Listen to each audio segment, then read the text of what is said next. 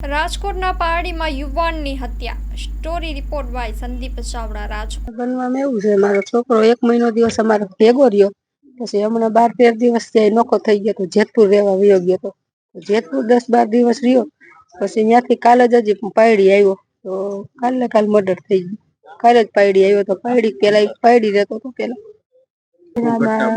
ઘટના બનવામાં એમાં એવું છે, એને ઘરવાળી છે ને એ પેલા અનેરા સાસરે હતી તો ત્યાં એનું કાગળ થઈ ગયું. ત્યાં 5 વર્ષનો છોકરો મૂક્યો, પછી ત્યાંથી કાગળ થઈ ગયું ને તો ઈ પછી વાડાહાડા ગામ છે ને ત્યાં આયરના ઘરમાં બેહી ગઈ હતી, મૈત્રી કરાર કરીને રહેતી હતી ત્યાં.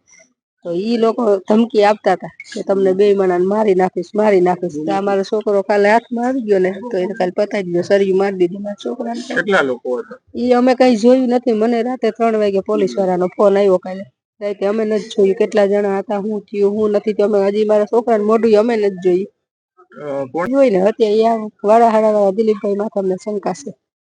મહિના થયા મારા છોકરે તો લવ મેરેજ કર્યા, 1.5-2 મહિના થયા. હજી ભેગા રહેતા તો મકરી કરાર કરી.